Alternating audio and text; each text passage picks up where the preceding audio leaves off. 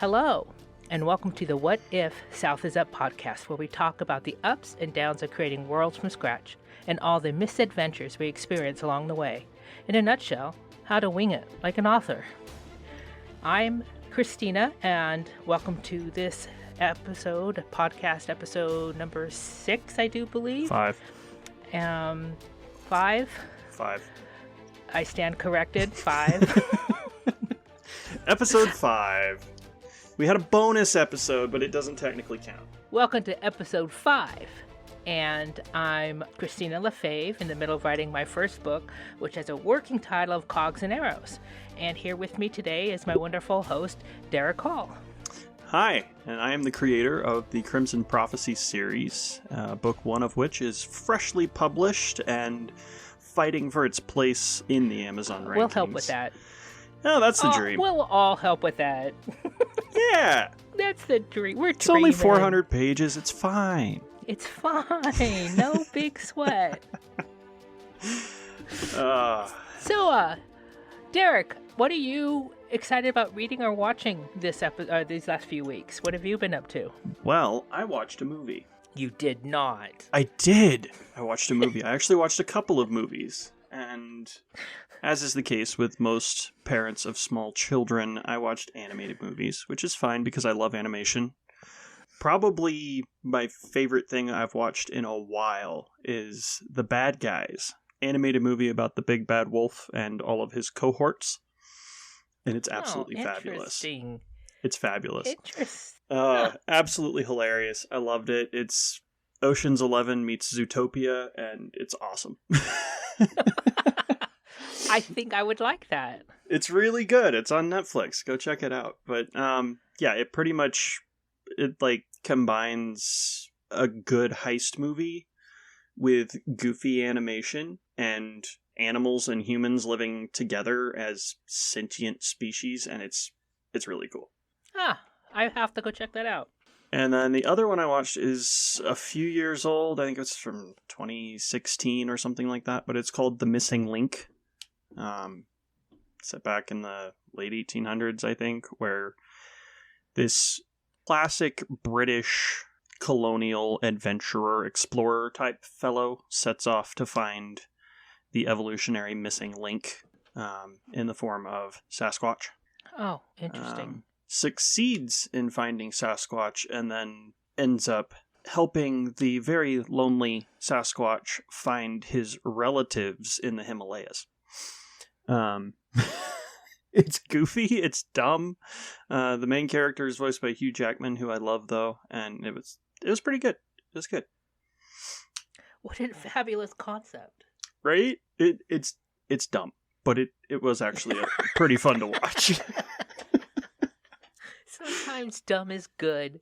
Sometimes dumb is good. Like there are those movies that you have to be drunk or high to truly enjoy. I feel like that might be one of them if you're over the age of 12. But empty calories are a thing. I mean, yes. It's okay to have them. Yes. But no, that was actually pretty fun too. I had fun with that one. And as for books, I'm still working on The Rise and Fall of the Third Reich because research, and I am still working on To Sleep in a Sea of Stars by Christopher Paolini because holy crap, is it long. Oh, yeah? I thought I had to be over halfway through the book. Grabbed my Kindle, looked at the percentage, 38%. Oh, shoot. Yeah. It's over 1,000 pages in print because I have a hardback copy too. So I grabbed it and checked. It's 1,200 pages printed. It's huge. Wow, that is huge. That's Sanderson levels of commitment is what that is. But it is currently in development for a movie. I don't know how they're going to make one movie out of a book that big, but that's a thing that's happening. So I'm kind of excited for that, in 10 years when it finally comes to fruition. How about you? What have you been reading, watching, doing? What empty calories have you consumed? My reading pile's just getting higher because I didn't read over the last couple of weeks.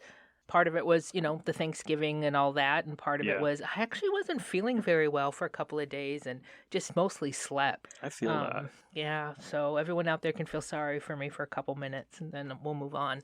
But yeah, so I didn't get a lot of reading in, but I think it was the day after Thanksgiving, I binge watched all of Wednesday. Oh boy. How was that? Empty calories. Yeah. I actually liked later episodes better than the first episode. That's fair. The actress that they have doing Wednesday, she did a marvelous job. She did a wonderful job.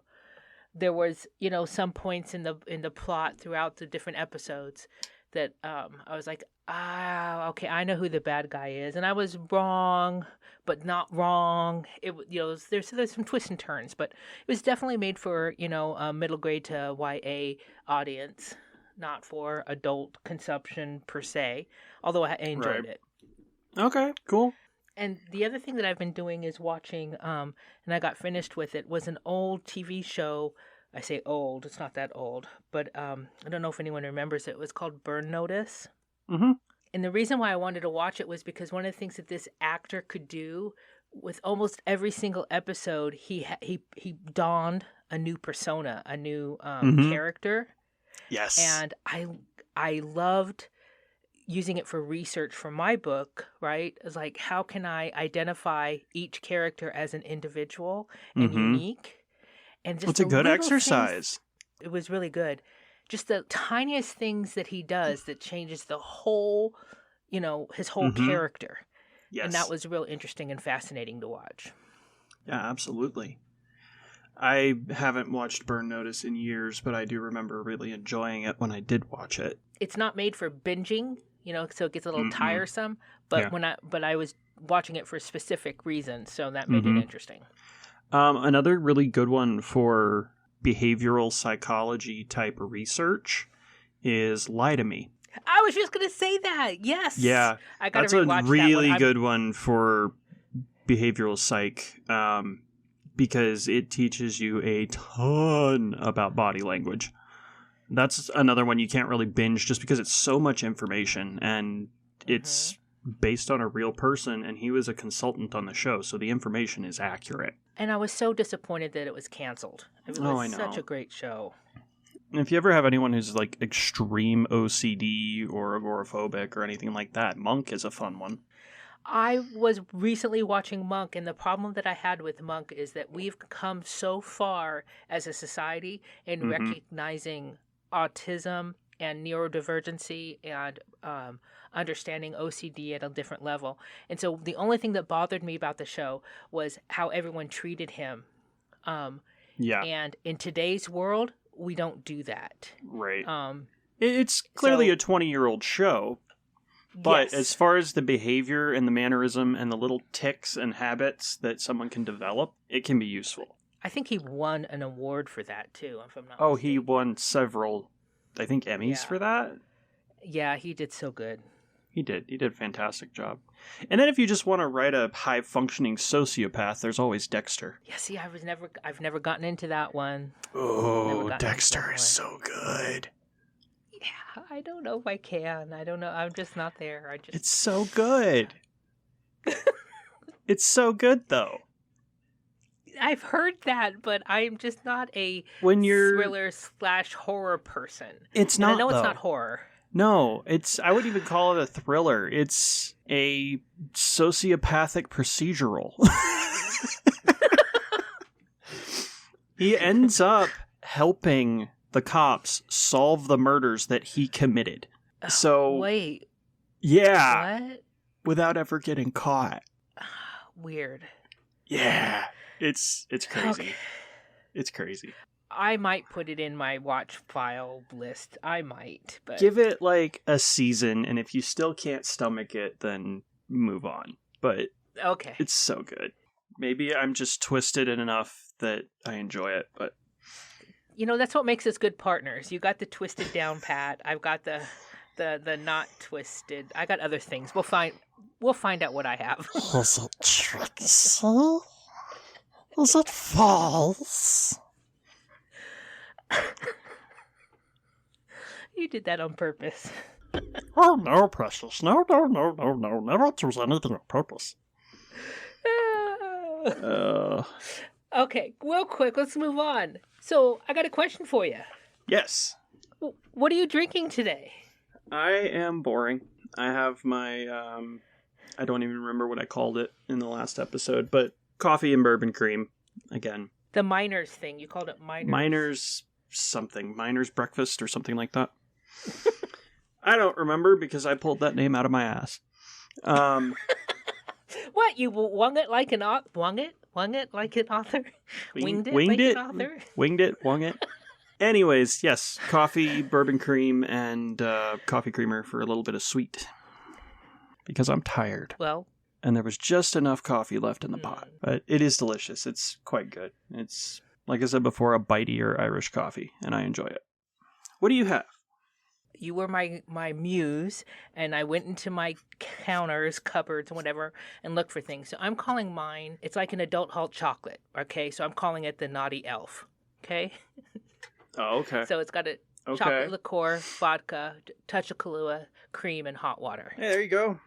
So I'm drinking a Naughty Elf. Sounds like a sugar coma Long Island. It's actually not bad because I the chocolate liqueur I bought is really really rich. It's it's a good it's good stuff. Yeah, that sounds good. Very festive. Okay, so moving on, audience, we are adding something new, and we're calling this segment, it should only take a couple moments, Our Darlings, Dead or Alive. And if you've ever heard the saying, to kill your darlings, means you might write this beautiful sentence, and you have to decide if you're going to keep it or not. So, each episode, Derek and I will bring one line, and only one line, from our stories. These lines that we have, these are lines that we have written and we have fallen in love with. And they could be ones that we've had to sadly kill or ones that we are uber proud of. Either way, we're going to share them with pride or maybe embarrassment. So, no context, just a teaser, just a single sentence. Are you ready, Derek? I am. This sounds fun. All right, you get to go first. Oh, I'm flattered and suddenly terrified. All right, here's my one line. Impressive, though I have known very few wounded ducks and am not particularly familiar with their use of profanity. No hints, no context. You and ducks and squirrels, man. That's... Oh, where is that? That is in book 1. That is in Ketron Odyssey, the one that you can get right now. That is in the middle of chapter 20. So this is something you kept. This is a darling you kept. I kept it. It's gloriously out of place in the greater world, but it fits in the conversation and it fits the character, and I'm going to give a free pass to anyone who listens to this podcast. That is one of my nerdy references. It is not a direct reference to anything. It is a stylistic reference to Jane Austen. Oh, you be smart. So when I make that bingo board, there you go, which we talked about doing. Yep. Jane Austen is your free square. For our but you listeners. have to listen to the podcast. Yeah, you have to listen to the podcast. Exactly. Okay. What do you have? Can you top profane wounded ducks? No, because yours is absolutely adorable. Mine's not. This is a line that is on the bench. It's undecided whether it's going to be kept or not. But here we go. Snaking up the wall, the flames towered over Aniksha. She stood frozen, tears of anger streaming down her freckled cheek, watching helplessly as the fire, seemingly alive, crackled and writhed. Ooh. Or is it wreathed? Ominous. One or the other. Writhed? It writhed. Crackled and writhed. It works. Writhed with a W? Yes. I like that. Very colorful. Descriptive. Yeah, she's pretty. We'll see if we keep her. Yeah, it definitely put an image into my head in one sentence, so... That's a good thing. Nice one. All right. Are you ready for What If? Let's go to What If. I'll let you take control. So, for our game of What If tonight, I'm going to roll a die, and we're going to pick randomly a question from our list, and discuss that question as it applies to the worlds that we have created. Christina, are you ready? Go for it. 12. What if the continents were actually the exposed backs of giant creatures? Did I write this question? No, I wrote this one. For reasons. Okay, you've got reasons, so you get to go first. Well, this is a traditional Asian mythology thing, so... As well as a traditional native mythology thing. Yes, that too. I felt it was appropriate. Yes. All right. So, my world isn't really an entire world. It is largely contained to a single continent, roughly the size of North America, give or take a little bit. And that kind of lends itself to something like this because you don't have a picture of the wider world. So, who knows? This could be a thing. If it was, and the people knew about it, I think it would change a few things as far as the economy and trade and that sort of thing. Because if the quote-unquote land is moving, it makes it a little harder to go from place to place in a boat without getting lost or left behind, theoretically. Or he left behind, that's a good point. Yeah. It depends on how quickly this giant creature is moving, if you're talking about a lion turtle or a tortoise or, whatever the creature is, a giant sea otter or a whale, whatever. Depending on what it is and how fast it moves, you could theoretically get left behind because you went out in a boat. It would also eliminate I think anyways, eliminate the possibility of traveling between continents by sea. Because where are the other continents? You're dealing with a large sentient creature, so I'm assuming in that case there's not really going to be a predictable pattern to where to find things at a certain time of the year. So that's going to limit travel between the creatures or the continents. And then your weather would change too, assuming you're dealing with a round planet like Earth, or most of the other planets, they could pretty much go anywhere they wanted. So it might be the middle of quote-unquote summer, but you could be freezing in the Arctic somewhere. It just depends on how your benevolent underlord is feeling at the time. Well, I think that, given to migration, most animals have either a migration path, migration. You know what I'm saying? Migratory path that stays in a certain temperate zone or temperatures, I should say, or if they travel between extremes, but they do it every single year. So it would be interesting if you lived on a creature that only liked winter, right? Your world fair. Would always be in winter, except for when it's traveling from one winter spot to the next. It might be mild. That's an interesting idea. I was also thinking when you were saying this about if you're actually on giant creatures, then you can't navigate on land by the stars. No, you cannot. Or on sea, you can't navigate by the stars anymore. It's always different, which is part of why ocean-going travel or, as you said, even land navigation would be severely limited until there was another way to navigate over large distances. By land, I don't see it being that hard because you still have landmarks, you still have that sort of thing. But by sea, that's definitely a complication. Well, by land you still have landmarks, but we still use a compass to go from X, location to Y location over great distances. There's nothing to say a compass wouldn't work. No. Why not? Well, because you always know where north is, but that doesn't mean that the mountain. Why wouldn't it work? It doesn't mean that Europe is still to the east. Yes, thank you.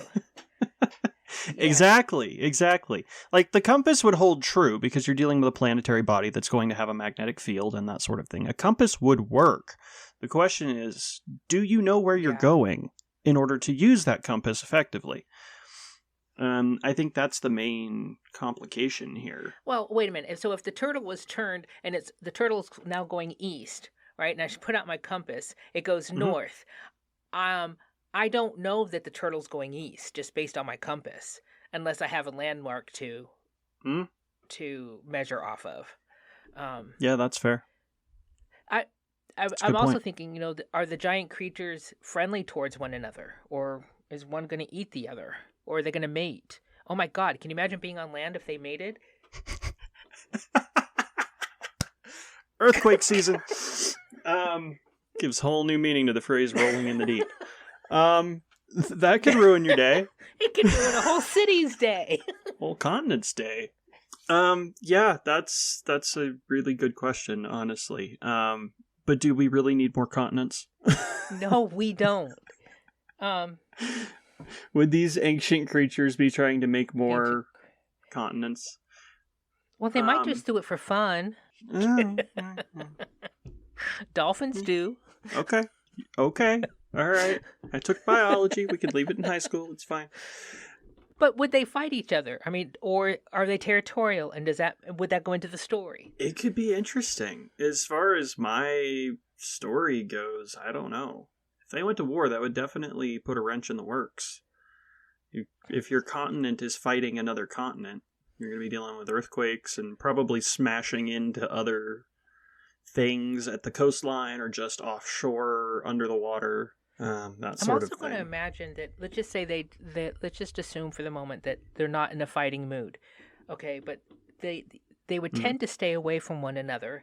So I think that if you were on one giant creature, you could probably go generations before you saw another landmass.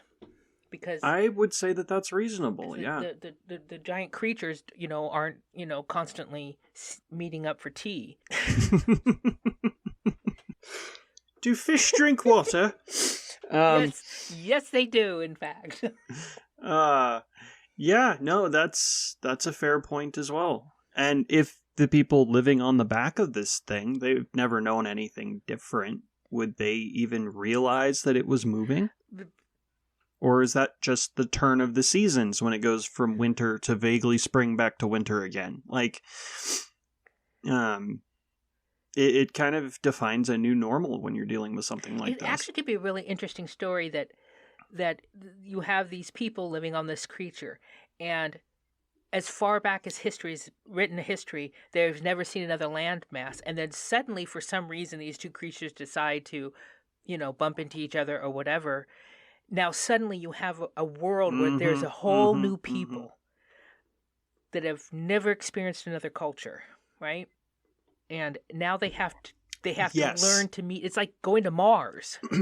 And, Mars being inhabited. It would be completely foreign. Yeah. I don't know if you've ever watched any of the Avatar The Last Airbender TV shows. Not a lot, just a few. Okay. Well, there's two different series. There's the original Avatar The Last Airbender series, and then there's a sequel series called The Legend of Korra, which is the next Avatar after Aang died. In that one, they talk about the first Avatar, and how the Avatar gained the ability to bend all four elements and that sort of thing. And it's basically this. These cities were secluded, walled cities, on the back of a guardian spirit, which is basically a tortoise in this particular case. And they wouldn't leave the cities for fear of the spirits, because everywhere but the cities were full of spirits. The original Avatar left the city with a hunting party and was gifted the ability to bend fire by the guardian spirit of his city. He then used it for personal gain and was banished from the city, expected to die because spirits are bad, and didn't. He made friends with the spirits and eventually found another city, but their guardian didn't give them fire. Their guardian gave them air. So there's a different ability, and he managed to help them and befriend them and that sort of thing. But no one knew that these other cities existed. They just lived in their own little world. And the story is much more complicated than that, and it's absolutely fascinating if you're into that particular mythology. But it's very similar to this. You're not going to see anyone necessarily that isn't in your neighborhood, so to speak. So when I bring this back to my world, how would this work in my world? In my world, the Americas were never colonized by the Spanish or the Europeans, British, Europeans, all of them. They were never colonized. This would explain why. Because That's a good point. This would explain why, because nobody could ever land there. Headcanon. Yeah, no, that makes complete sense. And it would fit because, like you said, it is a part of a lot of native cultures. Interesting. I have been struggling with, it doesn't need to be part of my story, but it does need to be part of my mythos and my world building about why. It could even just be specifically Cab, too. Like, you have your portals and whatever. Your other worlds could be normal like ours, and that one's just wonky. Oh, good point. Good point. Boy, you got my wheels turning. Nice. That's the goal. These are thought experiments. They make you think. They make you think. Now, let me ask. They make you think. What if the creature you're living on died? You better hope you can find another one. Or hope the water's not very deep. I'm going to throw a theory out there. This is what happened to Atlantis. Oh, interesting. Interesting. Their creature died, and they sunk. Huh. Well, I like this for one reason. I like this theory with the Atlantis thing. Is Atlantis was on a creature, but all the other continents, all the other worlds were not. So Atlantis floated throughout the world, which is why we have different sightings from different continents, different peoples. And Dibs.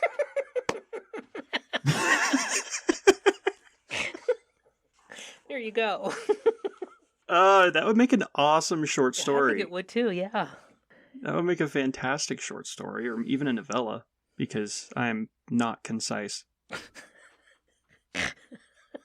No, that would be super cool. I was already thinking that when you said it. Which is why you... Maybe it's just Atlantis.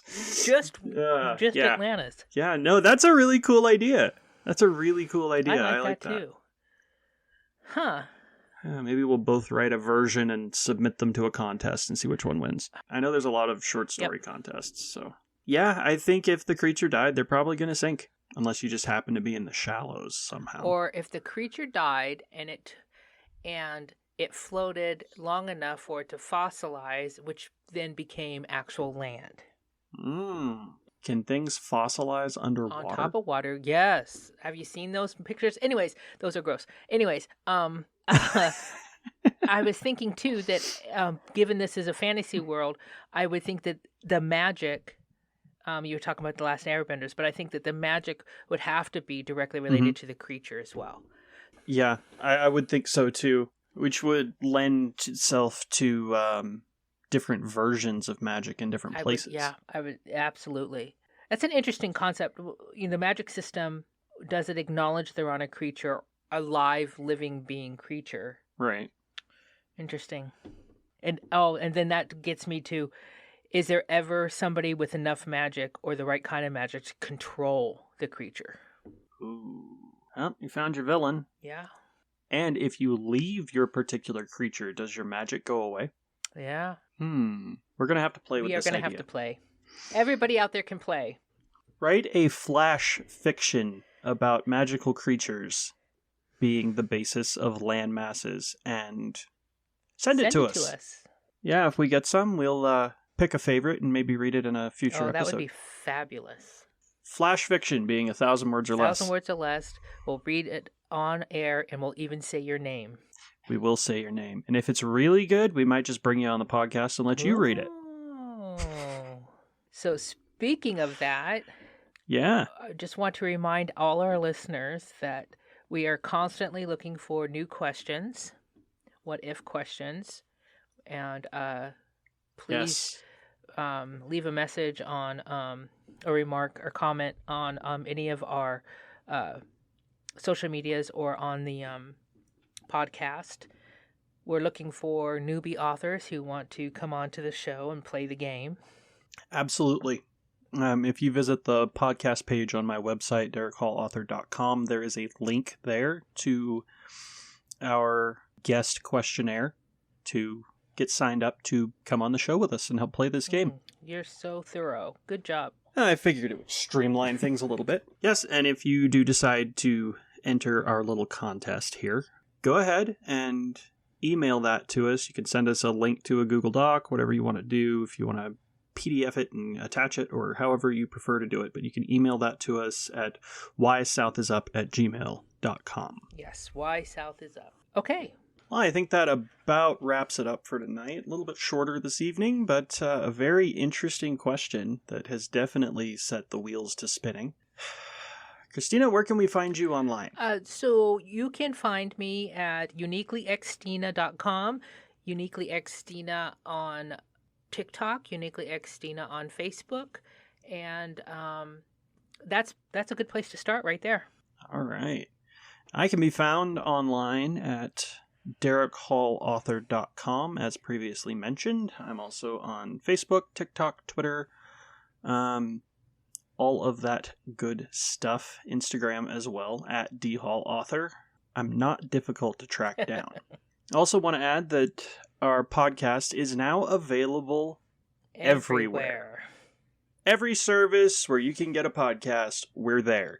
So please, by all means, tell your friends. And if they're those people who only listen on Google or only listen on Apple, well, now they're in luck because we finally managed it. That's beautiful. You did such a great job. It was a pain in the keister. Google, I don't like you. Apple, you're annoying. Everybody else, you're fine. Everyone else is fine. But yes, Apple, Google, CastBox, TuneIn, iHeartRadio, Spotify, we're all over the place. I would like everyone to know that our beautiful podcast is produced by Derek, and he's doing an excellent job, and I highly recommend. He is a practice, mate. He is a practice. And thank you. So this is not perfect because my resources are limited, but I do my best. You're doing a great job, and you are constantly full of surprises. Jack of all trades, master of none. Or Jacqueline. Me. Being Jackie? me. I'm Jacqueline of all trades. Yeah, Jackie. But anyways. All right. Thanks for hanging out with us tonight. We appreciate it. Leave a review, tell your friends, spread the word. Oh, and I tried to mention, and I completely forgot. We also have a podcast-specific Facebook page now. What If South is Up podcast on Facebook. So go give that a like, and you can get little sneak peeks and tidbits and snippets and all sorts of fun stuff over there. I will also put a call on there for this story contest once this episode goes live. Alrighty. Thanks for listening to us ramble. We hope you'll have a good week. You have a good week, what he said.